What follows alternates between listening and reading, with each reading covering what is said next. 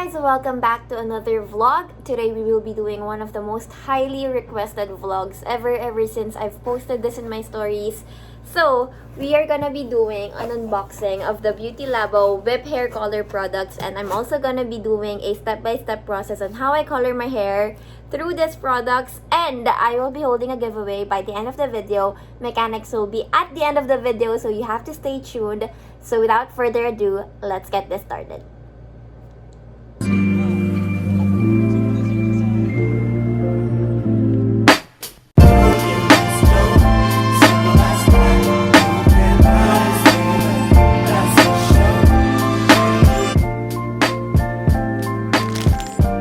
So before we get started, I'm going to first show you the products.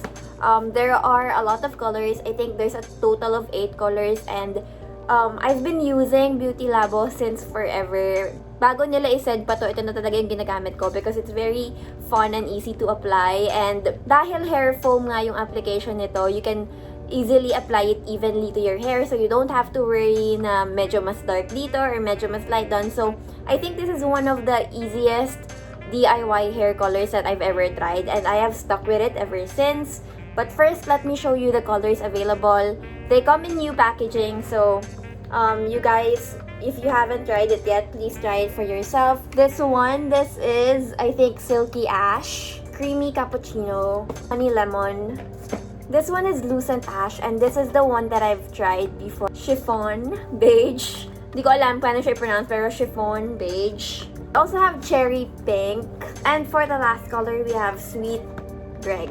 And I actually posted this already in my stories, and I wanted you to choose the hair color that I'm gonna be trying out today. And you guys selected Honey Lemon.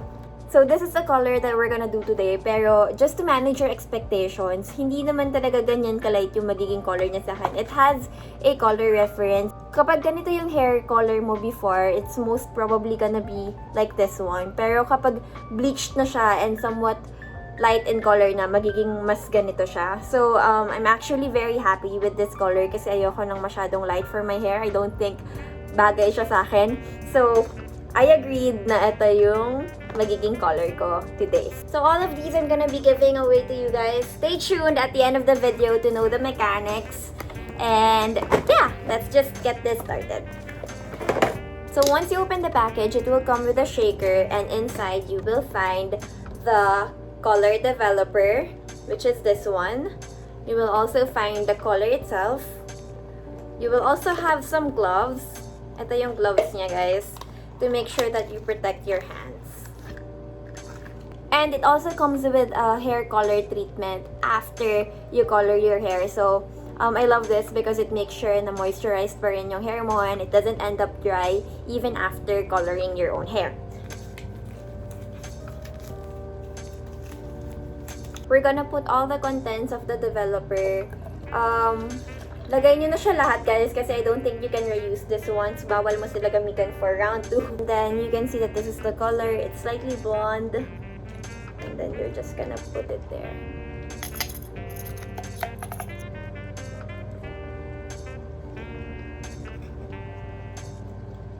So, eto na siya after, guys. And you can see that it's actually very foamy. Ayan, ganyan yung magiging result niya. And this is what I like about it. Since it's foam, it's very easy to apply. All we have to do is put it in our hair and make sure that your hair is dried so it doesn't drip. Super easy.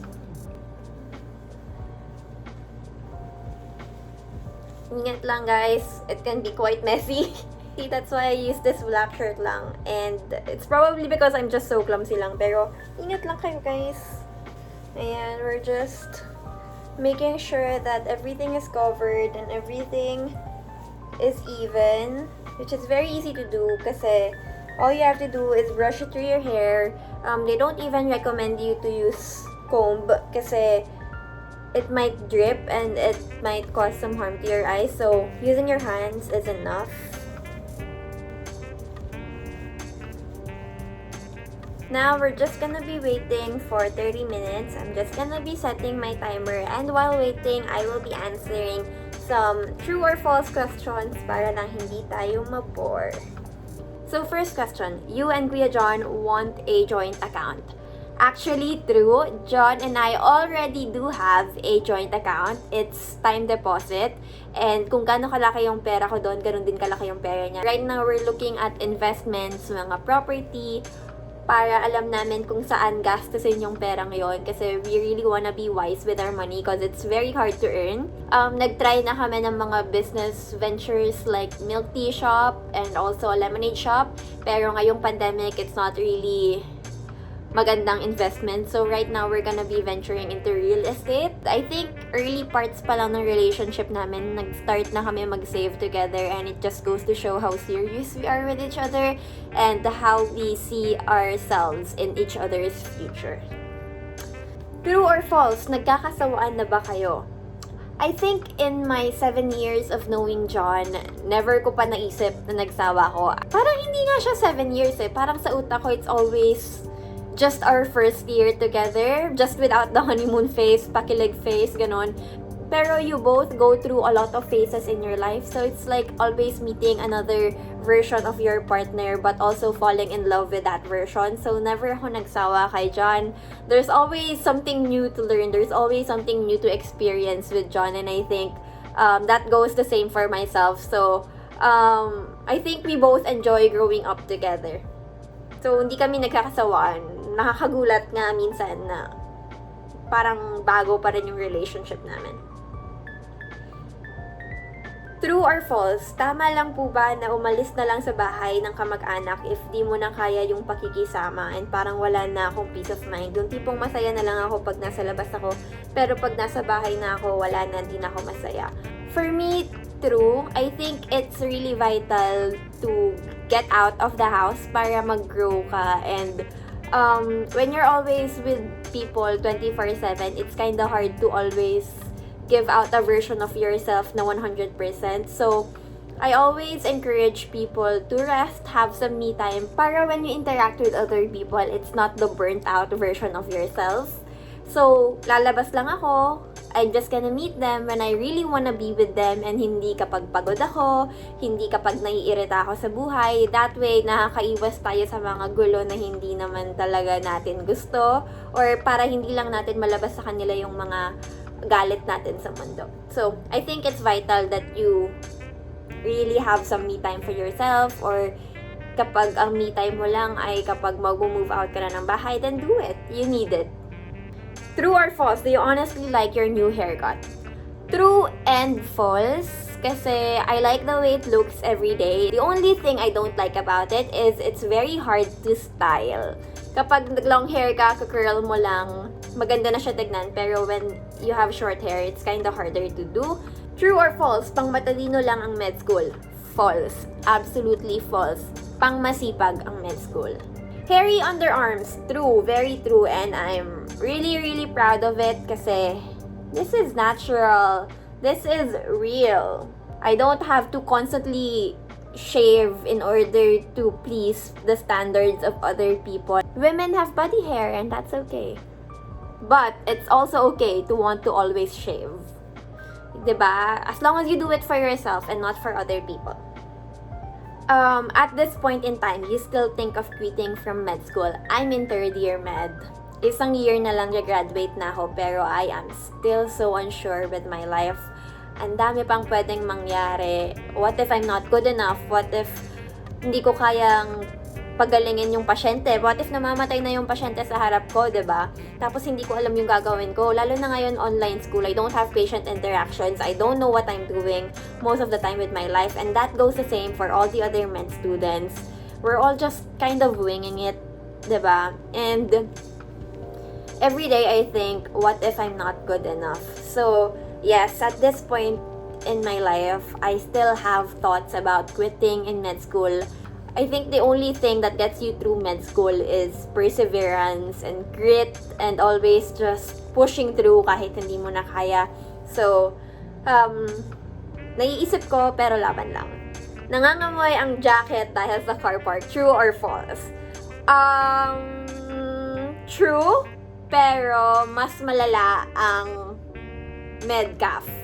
If you're from UST, punta ka sa medcaf, I swear to God, after nun, iba na amoy mo. True or false, becoming a doctor is your childhood dream? True. Ever since bata ako, parang yun na yung sinasabi ko all my life.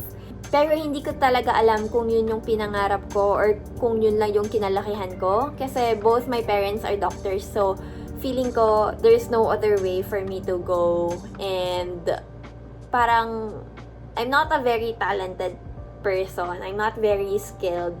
So I don't really see myself in other areas, which is kind of sad. Parang nagdodoktor ako kasi yun lang yung nakikita kong kaya kong gawin or yung nakikita kong pwede kong tahakin. And I know that's not really a good enough reason to want to be in med, pero I like to think that yes, oo, childhood dream ko siya. Pero is that enough? Well, andito pa rin ako, so I guess. True or false, used a papel de hapon as lip tint? False? Kasi hindi ko alam yung papel de hapon. Ano ba yun? I'm sorry, I'm not sure kung ano yun. True or false, prefers handwritten notes over digital? False. If you're my friend, you would know I always go digital kasi it's a cleaner version. You can keep it with you anywhere you go. And it's so easy to organize. Lalo na in med school, kapag mag-print ka ng mga handouts, aabot ng ganito. So for me, that's very bulky and naiirita ako kapag laging naka-crumple yung mga papers na pinag-aaralan ko. So I usually go digital na lang. True or false? Mag-artista pa ba kayo after nito? I think I get this question a lot. Hindi ko alam kung bakit iniisip ng mga tao na gusto ko mag-artista kasi I do not have the talent for it. I do not have the confidence for it. And in the rare times that I do get exposed to the camera, kunwari speaking and just mga interviews, feeling ko it's not the right lifestyle for me kasi madali akong kabahan and I'm only comfortable when I'm with a select group of people. So no, hindi ko kaya maging artista. Mga vlog, ganun, nag-e-enjoy ako. Pero yung like studio na may script ka, ganun, feeling ko lagi akong makapagalitan ni Direk kasi nakalimutan ko yung linya ko out of kaba. So no. True or false, wanted to pursue creative writing? True? Before, when I was in high school, I was thinking whether I would do creative writing or med. I think those were my two options. Kasi I was in my Tumblr phase na gusto ko nagsusulat ng prose and poetry. Pero, malaki kasi yung imposter syndrome ko noon. Feeling ko I wasn't good enough. And actually, hindi naman talaga akong magaling magsulat. So, I decided to go for med na lang. And I think that yes, there was a time na I wanted to pursue creative writing, pero I think it was just a phase. I don't think it can really sustain me kasi very insecure akong tao, and when you're in the creative industry, it's very easy to always compare yourself to other people's works, and I don't think nakaya ko yung ganong lifestyle. True or false, teacher's pet? False! Kapag nasa klase ako, sobrang tahimik ko lang unless nakikipagdaldalan ako with my friends. So, false. True or false, you have difficulty telling a story in Tagalog because your mind tells you Ilocano words. That is false. I am actually not very fluent in Ilocano. Amok laeng dagijay basic. Alam ko lang yung mga basic. I usually fluctuate between English and Tagalog when I'm speaking in my brain. So, it's usually English kapag galit ako and Tagalog kapag nakikipag-chikan lang ako with my friends. So, true or false? Did you ever think of breaking up with John? False. We have had serious fights pero I don't think it has ever come to breaking up talaga. In our thoughts, it's always gonna be fight. Alam mo yon, it's always gonna be a choice every day if you give up or if you just understand. In relation to that, are you in love with Kuya John still after all these years? That is false. I think in love is a very petty word.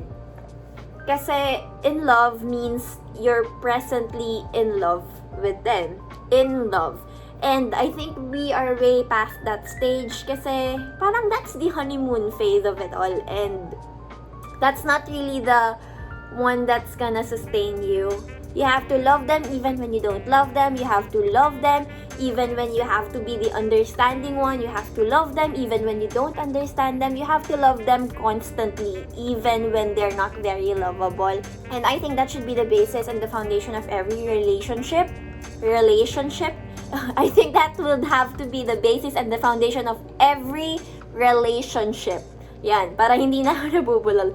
Relationship. So, I am not in love with John, but I do love him very, very much. And I think that's more important.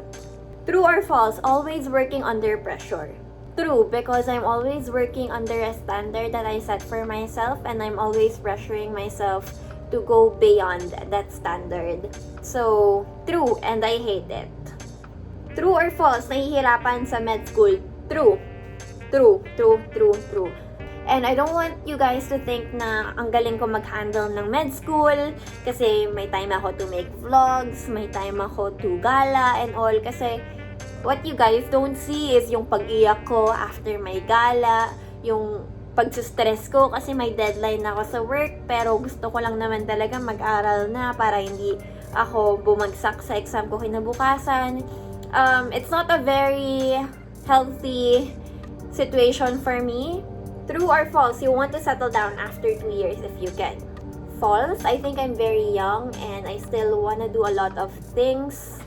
And marriage, that's always gonna be there. Pero finding yourself before marriage, I think that's very important so that hindi mo madrag yung mga faults mo sa family mo. I think bago ka magkaroon ng anak, you have to fix yourself first, and that's what I want to do before I get married and have a family. True or false? Financially independent. False. I earn my own money.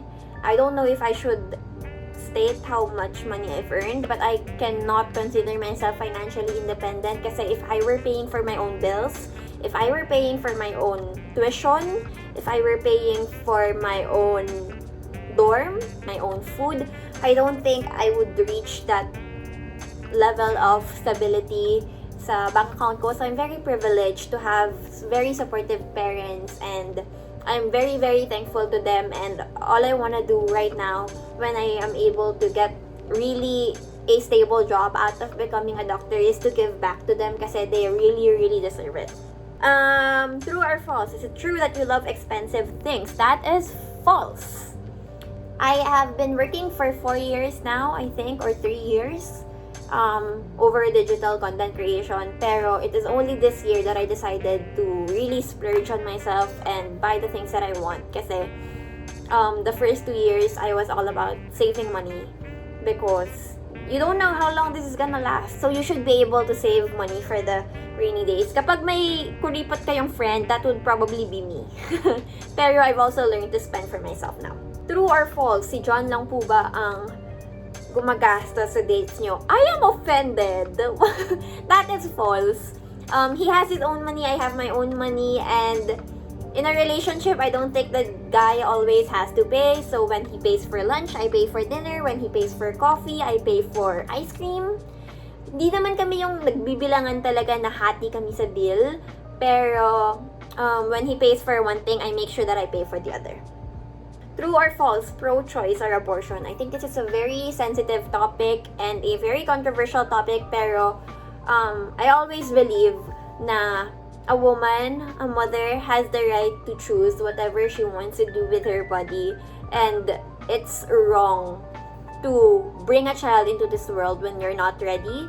Kasi it's more than financially helping the child. It's also emotionally helping the child. And really, really making sure na mentally prepared ka to be able to take care of another person. So, yes, I guess that's true. Always wear protection kung hindi ka pa handa. Please lang. Like, the world is cruel already. Do not bring in innocent kids na wala namang kamalay-malay, tas papahirapan mo lang sila kasi hindi ka naman handa pa magkapamilya. Diba? No. True or false? Magpapakasal before 30 years old. true. I think true naman. True or false, you drink coffee when you do hardcore studying. When you see me drinking coffee, you would know that I'm already panicking. Kasi, true or false, live-in na kayo. False, I'm still living within the bounds of my family and he has his own house. Pero we do constantly visit each other's houses. True or false, nagdademand ng oras kay John? False. I respect his time. He respects mine.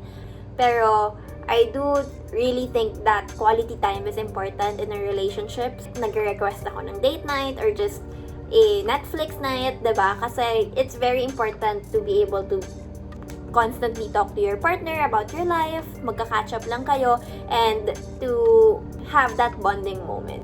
True or false, were you bullied by the way you pronounce words with letter S?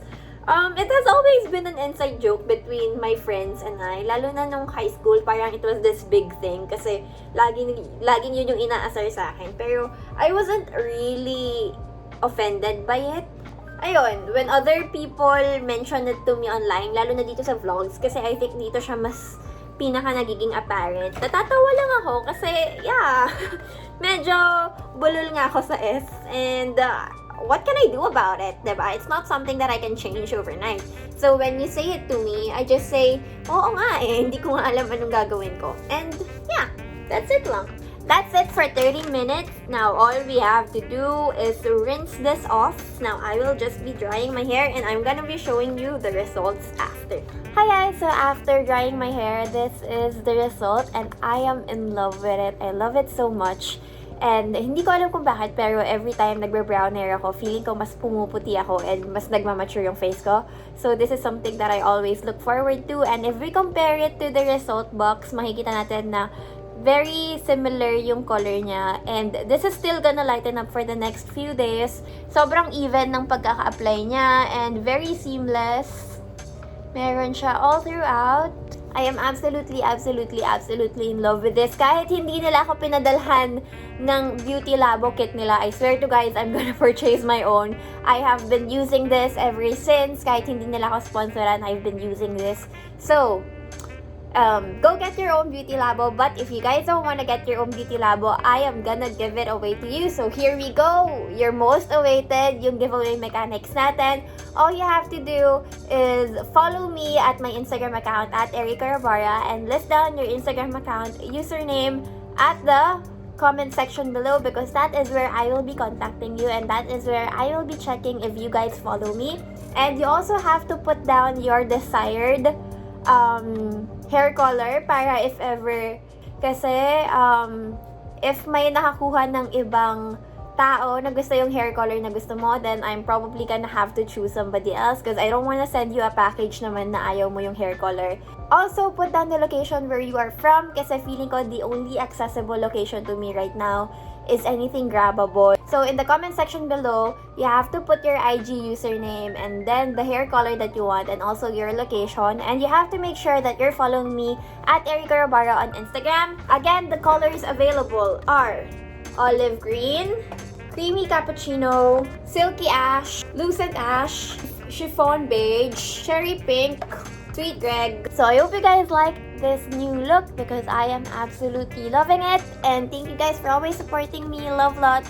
And I forgot to mention that if you guys want to order your own, I'm also gonna be putting a Shopee link in the comment section below. Para if you guys don't want to take your chances with the giveaway, you guys can access the Shopee link. Which is also what I recommend to you kasi isa siyang sure way para makuha mo talaga yung color na gusto mo. Thank you! Bye!